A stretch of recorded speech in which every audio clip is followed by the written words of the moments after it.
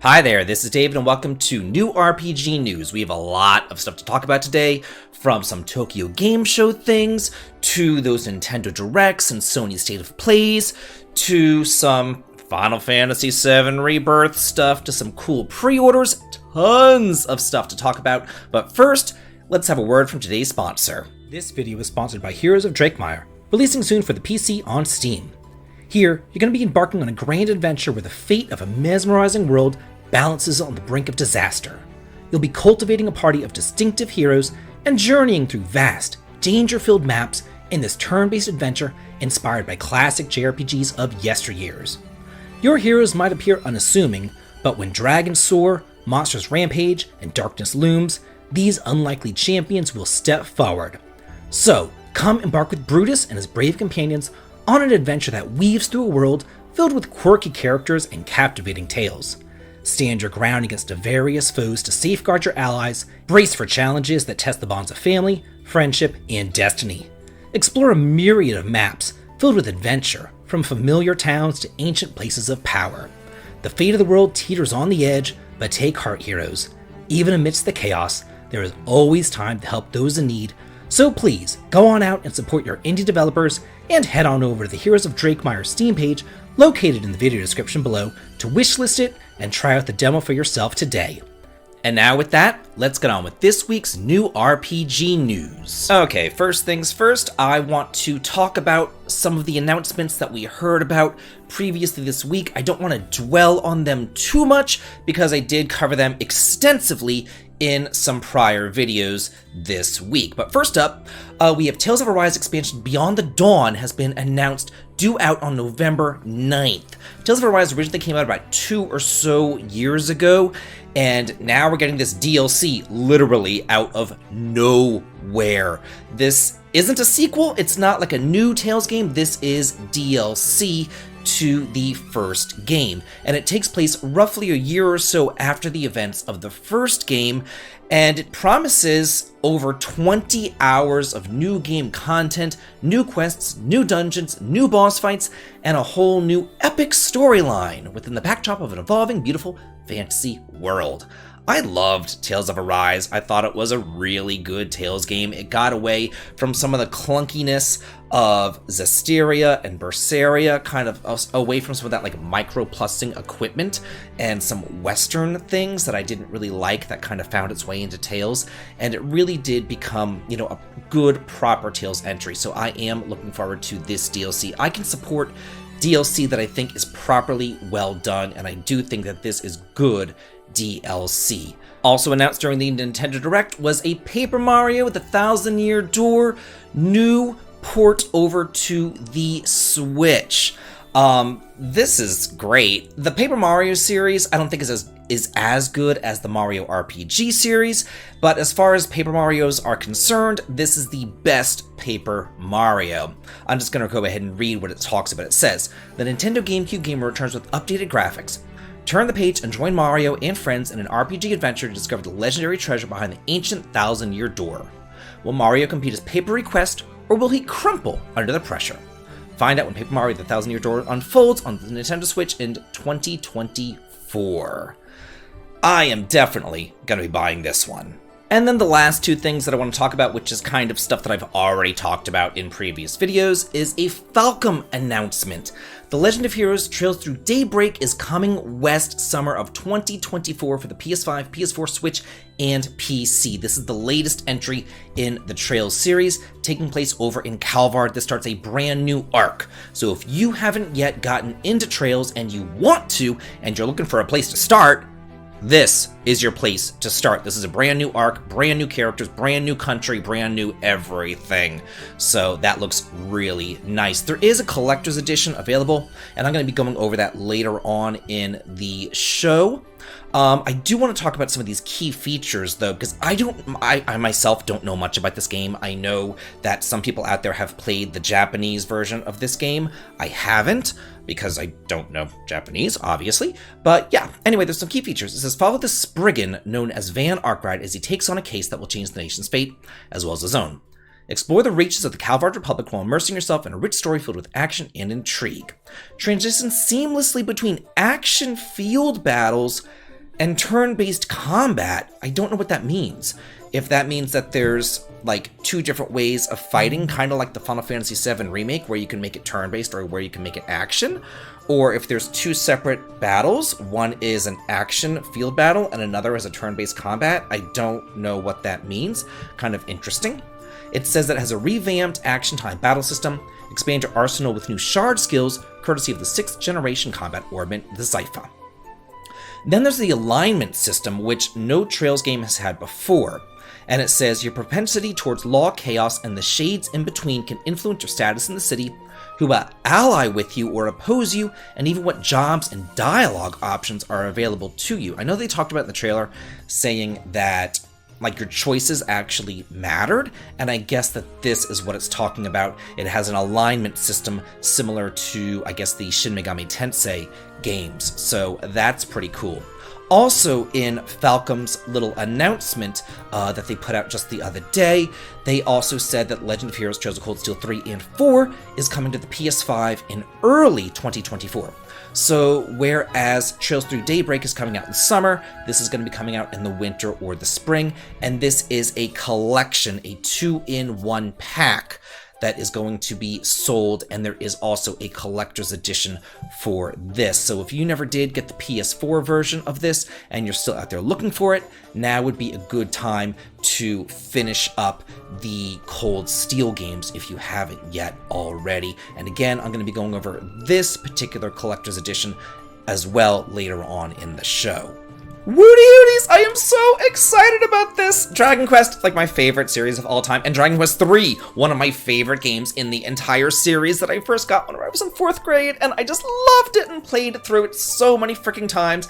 We have a little tiny bit of an update on it, and it says that it's progressing quite steadily, says Yuji Horii himself, the creator of Dragon Quest. And this was part of like a little interview that he did, and I'm just going to read through, and he talks about a couple of different Dragon Quest announcements. So it says, what's your involvement in the development of the Dragon Quest monsters, the Dark Prince? He says, I'm involved in playtesting, checking, and so on. However, I thoroughly supervised and made revisions early on. The start of development is crucial, after all. Is your involvement in Dragon Quest Monsters, the Dark Prince similar to your involvement in the Dragon Quest III HD 2D and Dragon Quest XII Flames of Fate? He then says it's roughly the same. Whenever it comes to Dragon Quest III, I already created that game once before myself, and I know a lot about it. So I'll give advice along the lines of, well, if you want to change this, you should do it that way. What is the development status of Dragon Quest III HD 2D and Dragon Quest XII, The Flames of Fate? Dragon Quest III HD 2D is progressing quite steadily. As for Dragon Quest XII, there's still not much that I can say. Then they say all 3 titles are quite heavily anticipated by fans of the series, and then he goes on to say, we're working on a variety of things, so I hope everyone can continue to look forward to them. One thing that I have to question about here, Yuji Horii himself, whenever this game was first announced, he also said, I can go back and find the footage, he also literally said out of his mouth that there is going to be a Dragon Quest 1 HD 2D and a Dragon Quest 2 HD 2D, as well as a 3. But they never talk about 1 and 2, they only talk about 3, I guess because they only showed footage of it. But it's almost as if they're trying to like erase that and keep that a secret and be like, ooh, I shouldn't have said that, but he totally said it! And I want more information about the entire Urger trilogy. Square Enix says that Final Fantasy XVI met their expectations, and they plan to elevate certain IPs to AAA status. I wonder what IP should go to AAA status. Yeah, that and, Mana and Saga. I don't understand what's going on with Saga. I talked about this earlier in a previous video. I feel like Saga should be like the 3rd pillar of Square Enix. They have Final Fantasy, they have Dragon Quest, they have Saga. It's been around since the 1980s, for God's sakes. It's been around forever. But it's like the red-headed stepchild. I don't understand. And it's like they just let the producer of Saga do whatever he wants with these games, and they're all so frickin' weird. If they just I don't know, just became a little bit more normal and easier to handle, they would go gangbusters. I don't understand what's going on with Saga. But anyway, maybe if they elevate it up to AAA, then, you know, they can figure it out. Let's just hit some high points here. It says, Final Fantasy XVI has recorded initial sales of 3 million units, which we already know they said that was in line with their expectations. We've talked about this. It didn't meet their high end of expectations, but it met average expectations. That's you know, what they wanted. Then he goes on, he talks about increasing profitability. He says he might do that with Final Fantasy VII Ever Crisis. It could bring in substantial earnings if it performs beyond the company's expectations. So basically they're saying, hey, 16 performed average, so now Ever Crisis needs to perform to that above average thing that we wanted 16 to perform to. As far as some things that they talked about in the past, there are some things that are under revision, basically meaning, oh, we don't know if we're still going to do that. It says, regarding the company's strategic division to divest multiple overseas studios and concentrate on selected titles, that process is under review. So I came to y'all, and this was maybe a month ago or so, and Square was saying, hey, we're only going to focus on AAA, nothing else, only AAA. That process is now under review. Certain things that are not under review is focusing on NFTs, which are worth pennies now, so I don't know. Maybe they're just like never going to say anything at all about NFTs because they know they made a huge blunder there, but whatevers. Then he goes on, as the new president, his goal is to improve profitability, obviously, duh, primarily focusing, I love this, primarily focusing on HD games. You know what that means?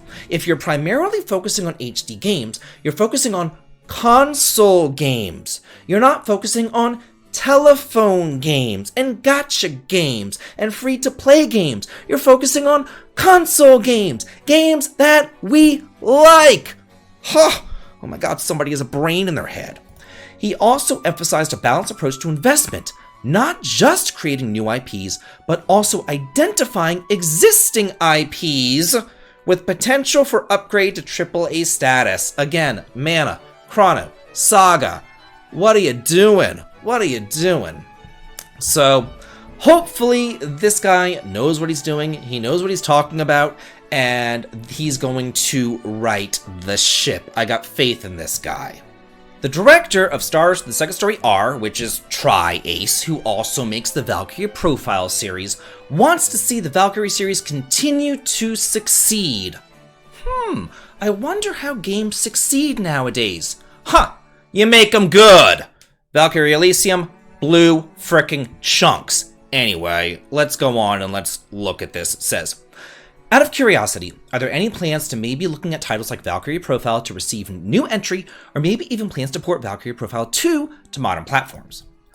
This is a kind of difficult response to a difficult question, because again, it's not something that I can decide or give a firm response to myself.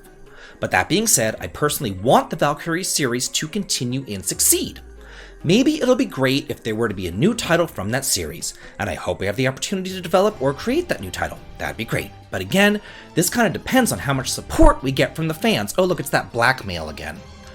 I am aware that there are a lot of fans in the West who are fans of the Valkyrie Profile series, and I am aware of how many fans we have for that series, and it's really great to see that. But again, to release a new title, or to have a port from the series or not, it kind of depends on how much support we can get from these fans, but it'd be great to see that. You know what support is? Support is a two-way street. You create the really good game, we give you the money for the really good game. That's the way that the support works.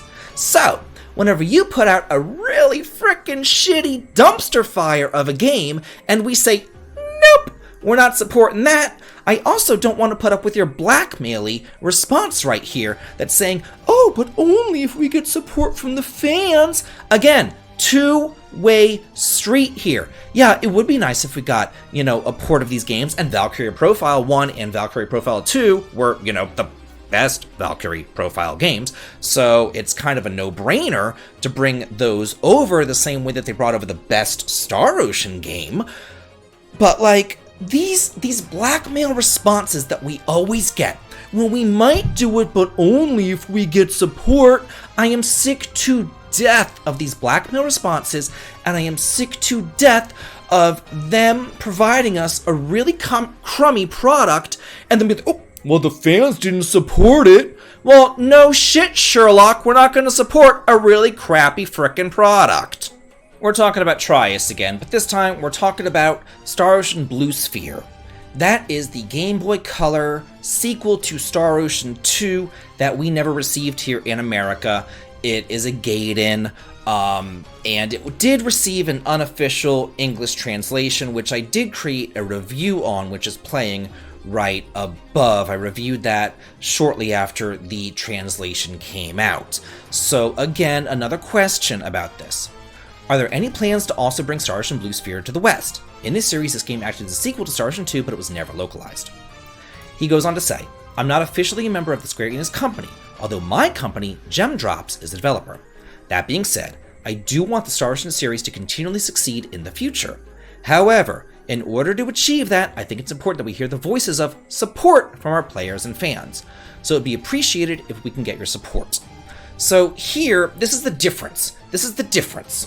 With Valkyrie Elysium, dumpster fire. With Star Ocean, we got great Star Ocean 6, and this Star Ocean 2 HD 2D remake that we're getting right now blew me out of the water. So yeah, you're delivering really good stuff, we're gonna give you that support. What I would like to see of this, though, is a complete remake from the ground up. Releasing a Game Boy Color game from 2001 in this day and age. It was clunky back in 2001. It is borderline unplayable in this day and age. So this would need to be completely remade from the ground up. But yeah, that is something that I totally get behind here. Some pretty exciting Tales news. Bandai Namco is open to bringing older Tales of games to the West, but plenty of thought is needed for how to actually deliver these games. This is an interview from IGN, and I'm going to go ahead and read the question and the answer. So basically he says that bringing older Tales games to the West is actually always on their minds. And it says, these are the quotes from him. What are the best formats? The best platforms? Also, should we deliver exactly the same content nowadays? Should they be direct ports? Should they be remade? We'd also like to foster these newcomers who haven't actually had the chance to enjoy those games, but they instead started playing the franchise with a rise. We should also provide them with access to a full localization. So if you would like to deliver those old classic catalogs, we'll need to be fully prepared for those newcomers as well. As far as I'm concerned, the Tales series is like the one and only, the last series out there that is hugely long running, that is insanely popular, that still has a bunch of mainline titles stuck in Japan. We're talking about games back from the PS2 era, Tales of Rebirth, Tales of Destiny R, which actually does have a fan translation now though, but anyway. There's Tales of Destiny 2, which is a direct sequel to Tales of Destiny. It's not Tales of Eternia, don't get it twisted. There's Tales of Innocence R, which came out for the Vita over in Japan. We didn't get it. And then there's Tales of the Tempest, but that one sucked. They can kind of keep that one. But but like, you know what I'm saying? There's so many different Tales games, and they're talking about how to deliver them. I personally think it would be nice if they maybe like delivered them by system. If they said, okay, here's like a PS2 Tales of Collection, and it was Legendia, and it was Abyss, and it was Rebirth, and it was Destiny R, and it was Destiny 2. You know, then they did maybe a Triverse, and they released Tempest, and Innocence R, and Hearts R. Maybe a PS3 collection that had Graces F and the Zillias, you know, that sort of thing. If they did it that way, it would all be bundled together, it would all be a collection, and it would all be upscaled to HD so it could play on a modern console. That's just my thoughts, but what do I know? I'm only a fan. Apollo Justice Ace Attorney Trilogy is launching January 25th of 2024. This is a collection of Apollo Justice Ace Attorney, Phoenix Wright Ace Attorney Dual Destinies, and Phoenix Wright Ace Attorney Spirit of Justice. These are text adventure type games. They first came out pretty long ago. I want to say on like the Game Boy Advance. these games started. They've been out for quite a bit of time, and I know there are also very, very popular as well. We do not know if this is going to be getting a physical release here in America, but it's coming out for like all the systems. Coming out for the PS4, the Xbox, the Switch, the PC, all those things. However, there is a physical edition over on PlayAsia for $36 that is playable in English. So if you want this physically, you're probably going to have to order this from PlayAsia, or you can hold out, you can wait and see, hey, is Capcom actually going to release this physically? But I wouldn't hold my breath nowadays.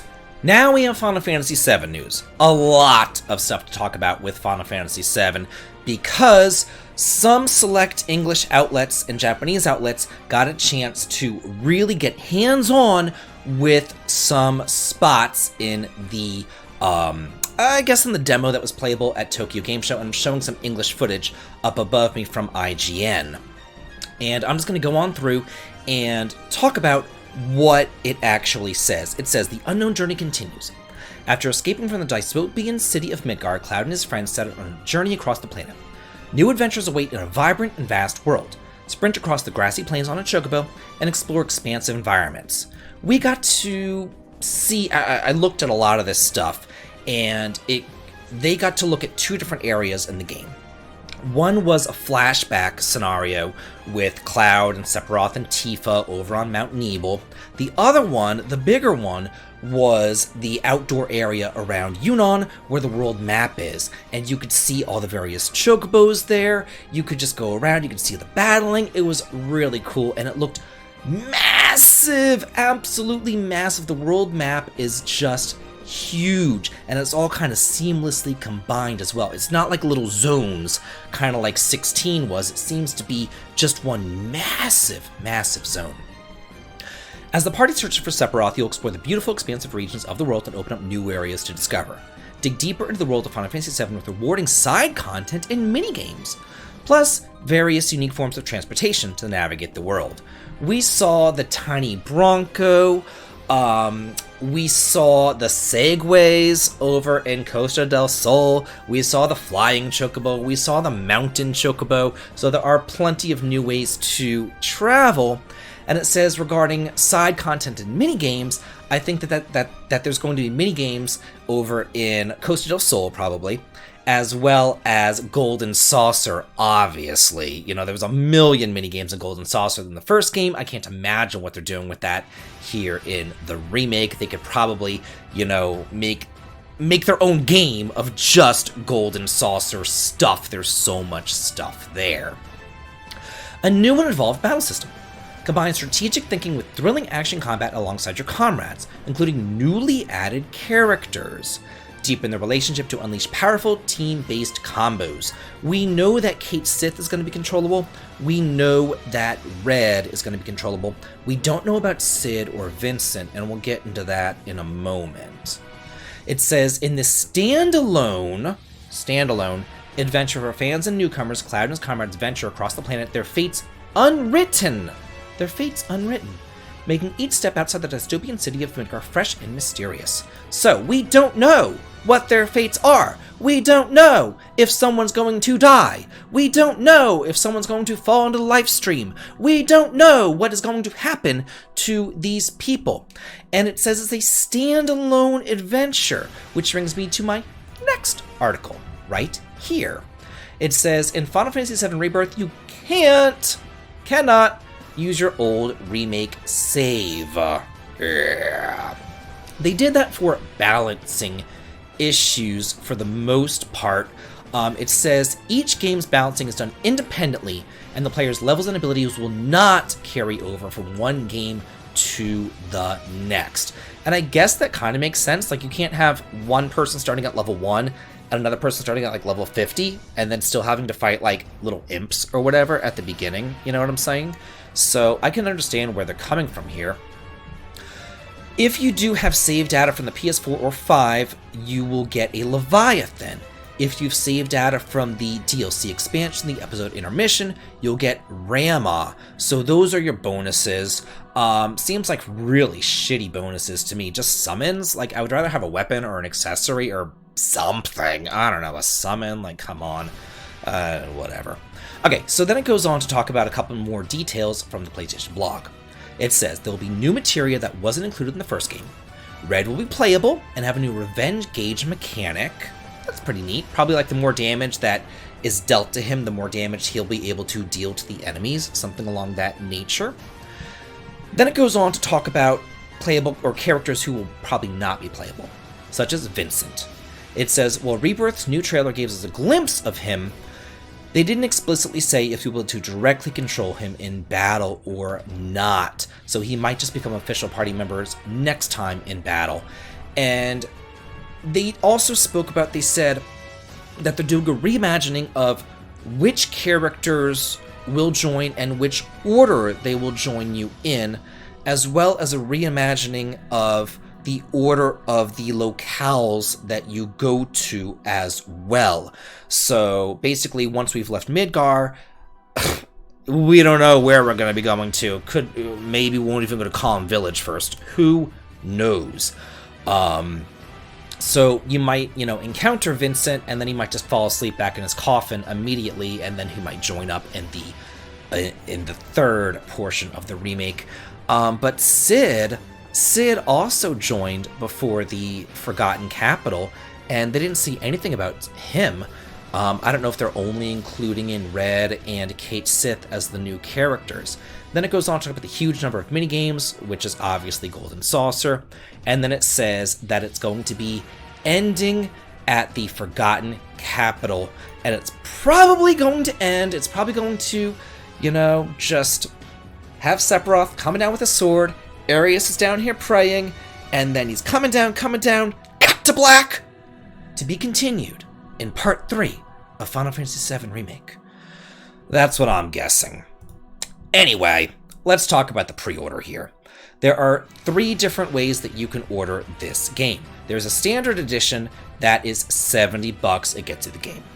There's a deluxe edition for $100, and this gets you the game, the steelbook, it gets you the mini soundtrack CD, it gets you a box, it gets you a hardback art book, and it gets you a Midgar bangle accessory. So you get a lot of bang for your buck here for the $100. The collector's edition for $250 more at $350 gets you everything that the other one got you, plus some useless DLC that I'm never going to use. A Moogle Trio summoning, a Reclaimant Choker accessory, a Magic Pot summoning, and an Orchid bracelet. So who cares about that crap? You basically, for $250, you're getting a Sephiroth statue. So this is really what you need to ask yourself. Do I want to spend $250 for a Sephiroth statue? It's 19 inches tall. It's pretty detailed. It's like the one-winged angel thing, and the wing is detachable, I guess, for shipping or just, for, purposes like that. It does look pretty cool, but is it $350 cool? Because you could just get the deluxe edition for $100 and get all the exact same stuff, pretty much. But $350, you get a Sephiroth statue? I don't know myself. I think that's a bit much. Earlier in the show, I talked about the Legend of Heroes new announcements, the Trails Through Daybreak, the Cold Steel 3 and 4 collections, and now I want to talk about the collector's editions that are available over on the Nice online store here. So for Trails Through Daybreak, there is basically a normal version for $100 without plushies, and then there's one with plushies that costs $165. So $65 more, and you get Yvonne and an Agnes plushie. So it's really up to you which one of these you would like. It does, again, seem to be a pretty sweet collector's edition. It's not $350 frickin' bucks, and you still get some nice stuff with it. Who knew? So you get the box, you get the game, you get the steelbook, you get the hardcover art book, you get the soundtrack, and you get these character postcards here for $100, and you also get this business card case. So lots of really nice stuff here for $100 for Trails. Again, if you wanted it with the plushies, $165, and you get those extra 2 plushies plus everything else right there. Then there is a this is the collector's edition for the collection of Cold Steel 3 and 4. $100, not a plushie edition or anything like that, just the regular basic edition right here. You get a cloth Arabonia map, that's gorgeous. You get the regular game, you get the box, you get an art book right here, you get postcards, and you get little character cards and stuff. Even though I already have the PS4 versions of these games, I feel like I kinda need this one. I'm trying to hold myself back here from it, but more than likely this is gonna win out because this is a pretty sweet collector's edition. If anything, I really just want the Arabonia map. It looks so cool. And now for our last story of the day, and our last pre-order that I want to go over because so many things have been announced this week, you know, there's a lot of pre-orders to go over.